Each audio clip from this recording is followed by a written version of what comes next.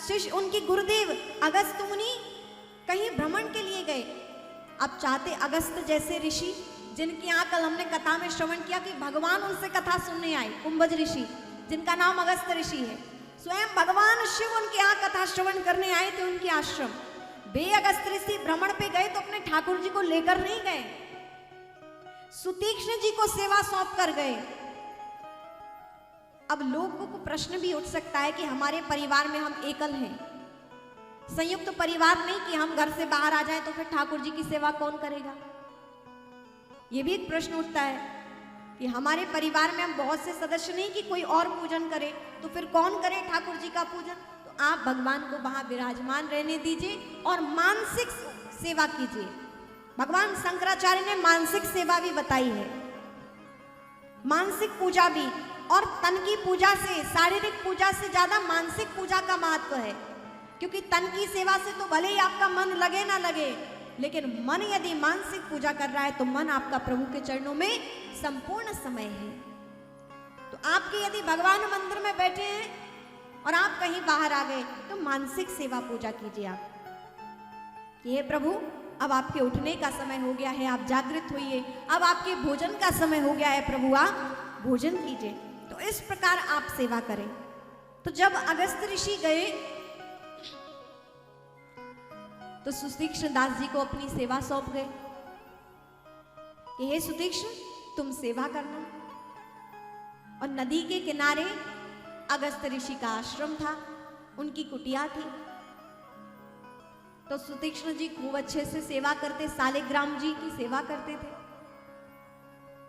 हुआ क्या कि नदी के किनारे ही एक जामुन का पेड़ लगा हुआ था। क्या लगा था? आप भी बोले, या मौन बैठ गए हैं या व्रत लिया हुआ है। अनीता जी सुबह सुबह मौन व्रत रखती हैं 2-3 घंटे का, लेकिन अभी आप लोग तो मौन व्रती नहीं है ना।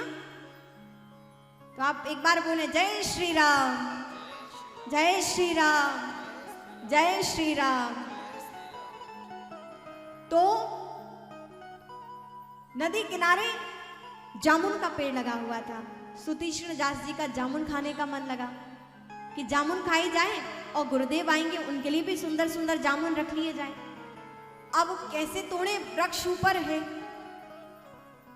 परम पवित्र पावन हृदय से, परम निर्मल मन, क्या किया, वही सालिग्राम जी को उठाया और जामुन के वृक्ष को जामुन तोड़ने के लिए प्रयोग कर लिया।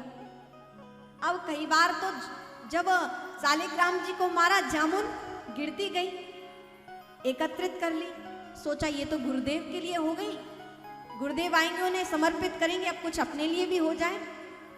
तो क्या किया, बार बार मारते हुए 2-3 जामुन तो आ गए।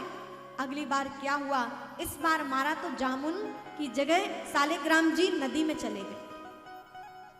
अब क्या हो, कांप गए कि क्या करेंगे, ये तो हमारे गुरुदेव के आराध्य थे।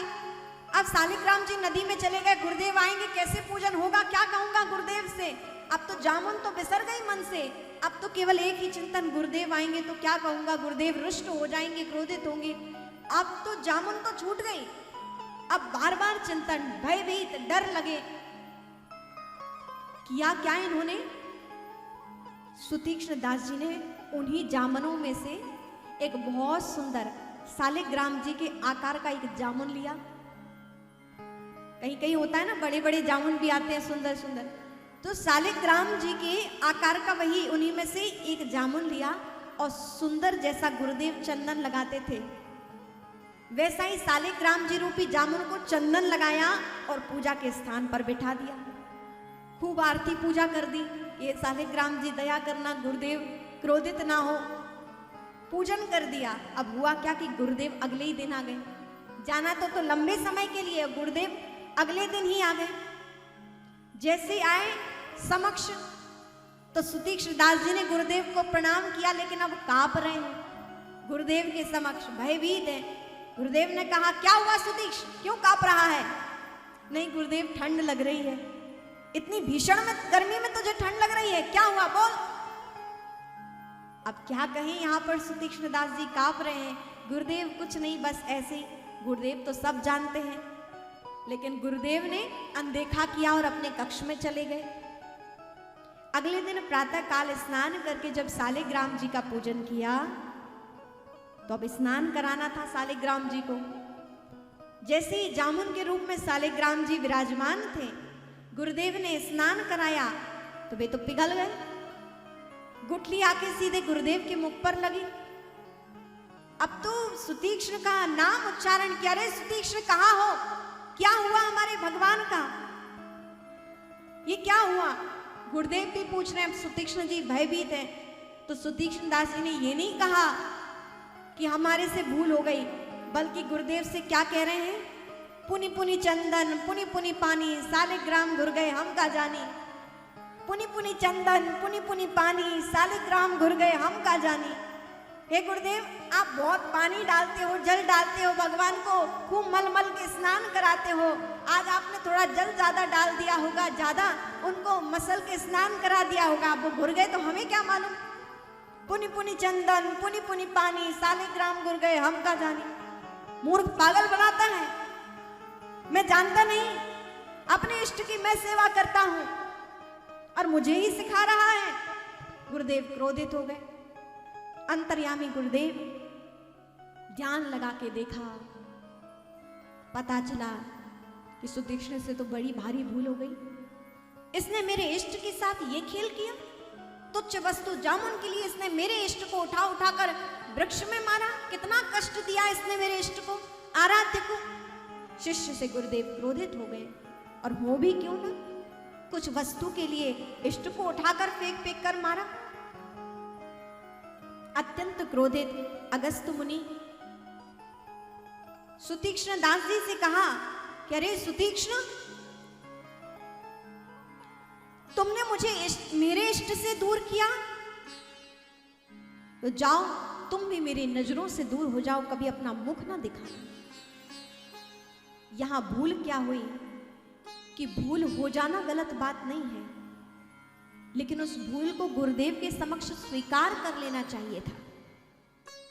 गुरुदेव से दुराव किया, गुरुदेव से छुपाव किया, और अपराध होने के बाद उसको माना भी नहीं। ये सबसे बड़ी भूल थी सुतीक्ष्ण जी के जीवन की। एक स्थान है कि जहां आप चाहो अपने मन की बात कह भी सकते हो, और वो स्थान है केवल गुरुदेव का दरबार। आप दुनिया में कहोगे तो लोग आपके सुख से ईर्ष्या करेंगे और आपके दुख से प्रसन्न होंगे, लेकिन एक गुरुदेव का स्थान ऐसा होता है जहां आप अपने सुख भी कह सकते हैं और आप अपने दुख भी कह सकते हैं। गुरुदेव से दुराव और छुपाव नहीं होना चाहिए, और जो दुराव और छुपाव करता है वह परमात्मा की दृष्टि में अपराधी घोषित हो जाता है, अपराधी सिद्ध हो जाता है। और पूर्व की कथा में हमने श्रवण किया था, गुरु रूठे प्रभु रूठे हरि ठोर है, हरि रूठे गुरु ठोर है, पर गुरु रूठे नहीं ठोर। यदि आपका परमात्मा आपसे रूठ जाता है तो गुरु खड़े रहते हैं कि हे भगवान, ये आपका दास है, इसे मैंने स्वीकार किया है, इसके अपराध को आप क्षमा कीजिए और इसे स्वीकार कीजिए। तो गुरुदेव के कहने से उस भक्त को, उस शिष्य को भगवान स्वीकार कर लेते हैं। लेकिन यदि कोई अपने गुरुदेव का ही अपराध कर दे तो भला उसके विषय में कौन क्या कहे।